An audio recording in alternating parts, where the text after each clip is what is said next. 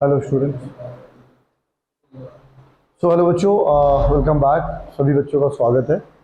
Magnetic effect of electric current हम discussion कर रहे थे, moving charge and magnetism, class 12। Clear? और आपको बहुत सारे वीडियोस सेवरल टॉपिक्स के ऑलरेडी मैंने अपलोड कर दिए हैं। आज का जो लेक्चर होने वाला है, आज का सेशन, वो फोर्स एक्टिंग की बात करेंगे हम लोग। किसी दो पैरेलल करंट कैरिंग कंडक्टर के बीच में लगने वाला फोर्स मीन्स दो पैरेलल करंट कैरिंग वायर होगा। ये वायर भी हो सकता है, any conductor they can be. दो पैरेलल करंट कैरिंग वायर में जब करंट I1 I2 फ्लो होता है तो इन दोनों वायर्स के बीच में एक फोर्स डेवलप होता है। That force can be attractive and that force can be repulsive. ठीक है, अभी हम लोग पहले बात करेंगे मैग्नीट्यूड ऑफ फोर्स की बात करेंगे। फोर्स कितना लग रहा है, what is the mathematical formula to determine that force acting between these wires. उसके बाद डायरेक्शन की भी बात मैं क्लियर करवा दूंगा।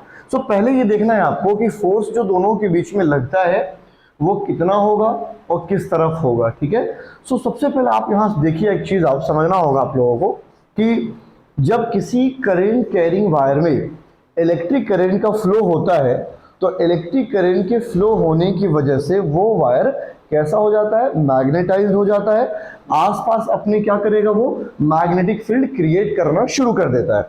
मतलब ये हुआ कि इस वायर के अंदर जब I1 करंट फ्लो होगा तो इस वायर के आसपास क्या होगा, मैग्नेटिक फील्ड जनरेट होगा। और इस वायर के अंदर I2 करंट फ्लो हो रहा है और इसकी वजह से क्या होगा, मैग्नेटिक फील्ड जनरेट होगा।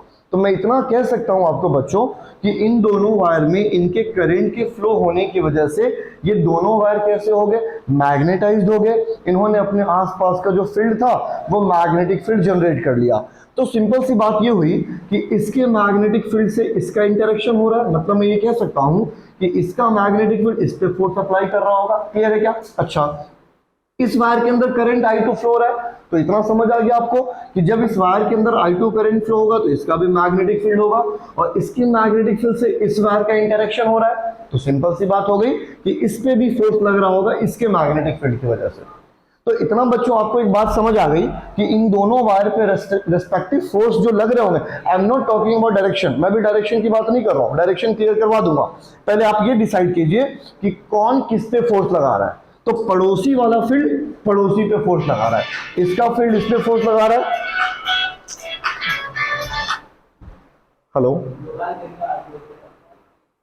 कौन? हर्ष, क्लास थी ना, तुम आए क्यों नहीं अभी तक? आ जाओ, हाँ आ जाओ। अब तुम्हें कुछ बोला था यार बेटा, अभी तक जल्दी आओ।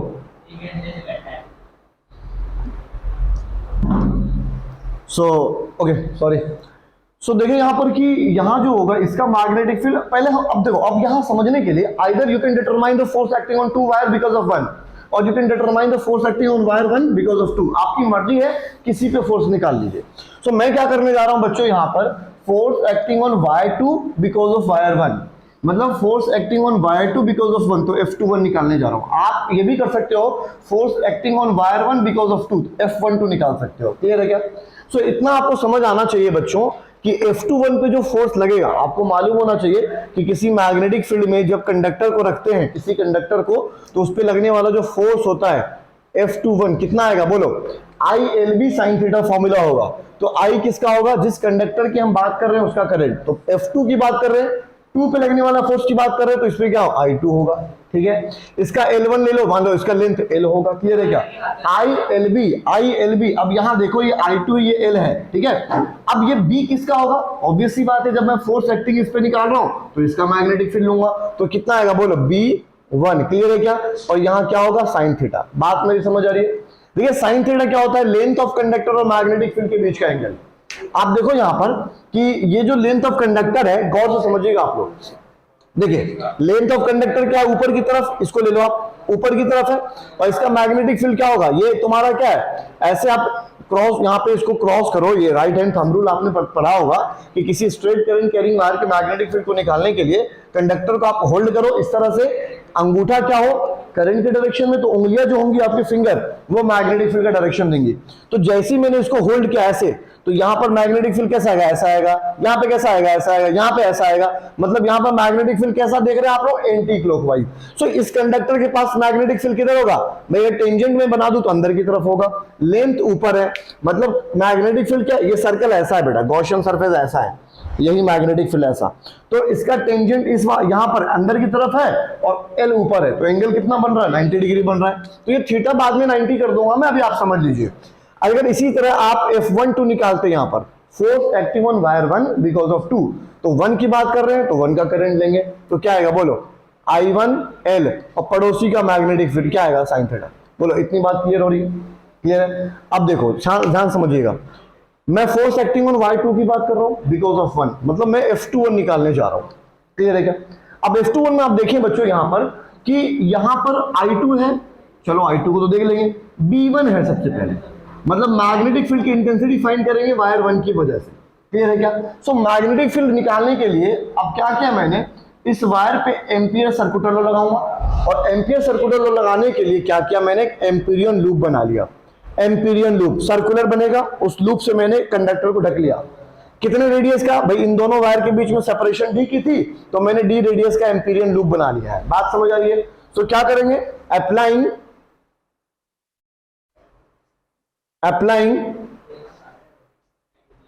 एम्पियर्स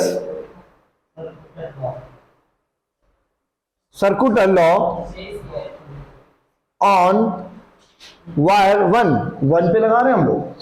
सो एम्पियर सर्कुलर लॉ क्या होगा, इंटीग्रेशन ऑफ B1 की बात कर रहा हूं तो magnetic field 1, B dot DL equals to क्या आएगा बोलो, म्यू नॉट 1 की बात कर रहा हूं तो 1 के अंदर एम्पियर लूप में करंट I1 है, तो B1 DL mu naught I1। अच्छा B1 बाहर निकाल लेते हैं, तो इंटीग्रेशन ऑफ क्या आएगा, DL आएगा equals to mu naught I1। आपको मालूम है बच्चों ये DL क्या होता है, एम्पीरियन लूप। अगर मैं यहां ले लूं, ये ले लो, ये एम्पीरियन लूप का एलिमेंटल लेंथ, छोटा सा लेंथ, यही होता है क्या, DL, ठीक है। अब इसका इंटीग्रेशन हो रहा है बच्चों, तो इंटीग्रेशन क्या होगा भाई, टोटल सरकमफ्रेंस, डी रेडियस का है तो सरकमफ्रेंस कितना आएगा, 2 पाई r, मतलब लिख सकता हूं मैं यहां पर 2 pi small d equals to mu naught I1। बोलो क्लियर है क्या, बात मेरी समझ आ रही है। सो यहां से B1 कितना निकल के आ गया magnetic field, mu naught I1 upon 2 पाई d, क्लियर है क्या। सो आपने B1 निकाल लिया, ये कंडीशन आपका यहां पर देखो फोर्स का ये था, और आपने B1 निकाल लिया, तो इस वैल्यू को इसमें डाल दीजिए, तो जैसे ही हमने ये डाला तो F21 कितना निकल गया बोलो, I2L, और B1 कितना निकला हुआ है, म्यू नॉट I1 अपॉन 2 पाई d, और ये साइन थीटा क्या हो चुका है, थीटा तो 90 डिग्री हो चुका है। सो साइन 90 की वैल्यू कितनी हो गई, 1 हो गई।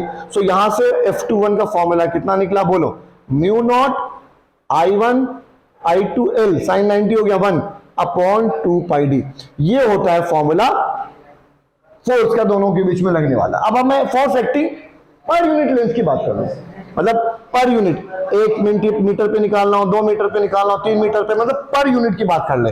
सो यहां पर F क्या होगा, अगर पर यूनिट बोलूं मैं तो F21 अपॉन लेंथ, जो भी इसकी लेंथ होगी उससे डिवाइड कर दीजिए। सो कितना निकल के आएगा, mu naught I1 I2L upon 2 पाई d, और एक बार और L आ गया, L से L कैंसिल आउट हो गया।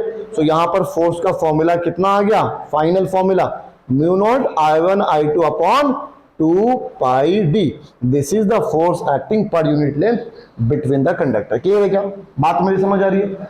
आप निकालने के लिए F12 भी निकाल सकते थे बच्चों। आप देखो अगर मैं यहां पर F12 निकालता, force acting on wire 1 because of 2, है ना, तब भी यहां पे प्रोडक्ट क्या था, करंट के दोनों करंट के फ्लो का, तो भी फॉर्मूला क्या रहता बोलो, यही फॉर्मूला रहता आपका, क्योंकि आप जब ये फॉर्मूला निकालने जाते तो एम्पीरियन लूप यहां ड्रॉ करते, तो बात तो वही है ना, दोनों का मल्टीप्लीकेशन करंट का आ रहा है। सो वही बात हो गई एक्शन रिएक्शन की, भाई अगर इनके बीच में फोर्स इधर लग रहा होगा, मान लो एक्शन, तो ये भी उसका होगा रिएक्शन बराबर। सो लिख सकता हूं मैं यहां पर कि F12 और F21 आपस में क्या होंगे, बराबर होंगे और एक दूसरे के अपोजिट होंगे। बोलो क्लियर है क्या, बात मेरी समझ आ रही है। चलिए अब बात करते हैं डायरेक्शन की, डायरेक्शन कैसा होगा दोनों के बीच में, जब करंट का फ्लो सेम होगा तो डायरेक्शन कैसा होगा। अब देखिए आप बच्चों यहां पर कि करंट के फ्लो की वजह से मैग्नेटिक फील्ड के डायरेक्शन को डिसाइड करना और फिर फोर्स को निकालना, ये बहुत इजी है। करना क्या आपको, समझिए ध्यान से। ये देखिए यहां पर, देखिए करंट, समझिएगा कंडीशन। जब यहां करंट का फ्लो ऊपर है, एल ऊपर, ऐसे करंट ऊपर की तरफ जा रहा है, ठीक है, क्लियर है क्या? अच्छा जी, तो आपने एक फॉर्मूला पढ़ा था कि किसी भी स्ट्रेट करंट कैरिंग वायर में जब करंट फ्लो होगा तो मैग्नेटिक फील्ड जनरेट होगा, और मैग्नेटिक फील्ड जनरेट होगा और उस दौरान आप जब फोर्स निकालने आओगे तो फोर्स का जो डायरेक्शन होगा वो कौन डिसाइड करेगा? फोर्स का फॉर्मूला होता है आई एल क्रॉस बी। बोलो क्लियर है क्या? L cross B. तो एल और बी ही तो डिसाइड करेंगे फोर्स। बात मेरी समझ आ रही है? कंडक्टर का लेंथ और मैग्नेटिक फील्ड, ठीक है। आपको एल के दिशा में, एल के डायरेक्शन में पाम को रखना है और बी की तरफ उंगलियों को मोड़ना है, तो जो आपका थंब होगा वही मैग्नेटिक फोर्स के डायरेक्शन को देगा। तो आप यहां देखें बच्चों, पहले इस वायर पे देखें, चलो इस वायर पे देख लो, इस वायर को एज्यूम करो, आप इस वायर पे एज्यूम करो, तो इसमें मैग्नेटिक फील्ड कहां है भाई? ऐसा मैग्नेटिक फील्ड बन रहा है, ऐसे ऐसे, तो मैग्नेटिक फील्ड इस वायर पे जो लग रहा है वो तो अंदर की तरफ है ना, ऐसे अंदर की तरफ है, ये रहा मैग्नेटिक फील्ड। और एल ऊपर, ऐसे एल, तो एल की डायरेक्शन में मैंने पाम रखा, उंगली मैग्नेटिक फील्ड पे मिला रहा हूं, ऐसे, ये रहा ऐसे मैग्नेटिक, अंगूठा कहां जा रहा है? अंदर की तरफ। तो इसका जो फोर्स है यहां पर, ये वाला फोर्स, ये अंदर की तरफ आ रहा है। कौन सा फोर्स है ये? F21। बोलो F21। क्लियर है क्या? बात समझ आ रही है? अब आप बात कर लीजिए वायर 1 की।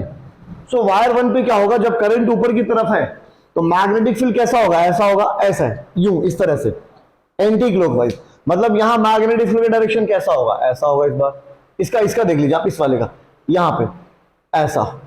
क्लियर है क्या? अब इस वायर पे देखो आप लोग यहां पर, तो यहां मैग्नेटिक फील्ड ऐसा है, यूं, तो मैग्नेटिक फील्ड कैसा आ रहा है? बाहर की तरफ इस कंडक्टर पे ऐसा मैग्नेटिक फील्ड आ रहा है, और एल ऊपर है, तो एल ऊपर है और मैग्नेटिक फील्ड ऐसे, उंगलियों को टर्न करोगे आप तो अंगूठा कहां जा रहा है? अंदर की तरफ। तो यहां पे जो फोर्स लग रहा है बच्चों, इस पे कैसा लग रहा है? F12 लग रहा है इधर, मतलब F21 इधर, F12 इधर। तो देखो ये अट्रैक्शन वाला फोर्स लग रहा है ना? तो जब करंट का डायरेक्शन कंडक्टर में सेम होगा, सेम डायरेक्शन में, तो सेम डायरेक्शन में रहने पर, सेम डायरेक्शन में करंट का अगर फ्लो हो रहा है बच्चों, तो ये जो फोर्स होगा दोनों वायर में अट्रैक्टिव होगा। कैसा होगा? अट्रैक्टिव होगा। क्लियर है क्या? और अगर अपोजिट हो गया, एक ऐसे और एक ऊपर, तो अगर ये नीचे की तरफ करंट हो गया तो इसका मैग्नेटिक फील्ड जो अंदर था वो इधर हो जाएगा और इसका इधर है, तो एक दूसरे को पुश कर रहे हैं ना ये। तो यहां पर क्या हो गया? बोलो, opposite direction, opposite direction of current. अगर इस तरह का सिचुएशन है तो फोर्स कैसा होगा दोनों के बीच में? बोलो, रिपल्सिव होगा। क्लियर है क्या? ये दो बात हमेशा दिमाग में याद रखिएगा कि पैरेलल करंट कैरिंग वायर में करंट का डायरेक्शन सेम होने पे अट्रैक्टिव फोर्स होगा, और अगर करंट का डायरेक्शन अपोजिट होगा तो वो रिपल्सिव होगा। क्लियर है क्या? उम्मीद करता हूं आपको force acting between two parallel current carrying wire clear हो गया होगा। ठीक है, नेक्स्ट वीडियो में हम लोग बात करने वाले हैं torque acting on a coil when the coil is kept in a uniform magnetic field. किसी यूनिफॉर्म मैग्नेटिक फील्ड में जब कॉइल को रखा जाता है तो उस पर लगने वाले टॉर्क की बात करेंगे हम लोग। Thank you class, thank you so much for watching this video.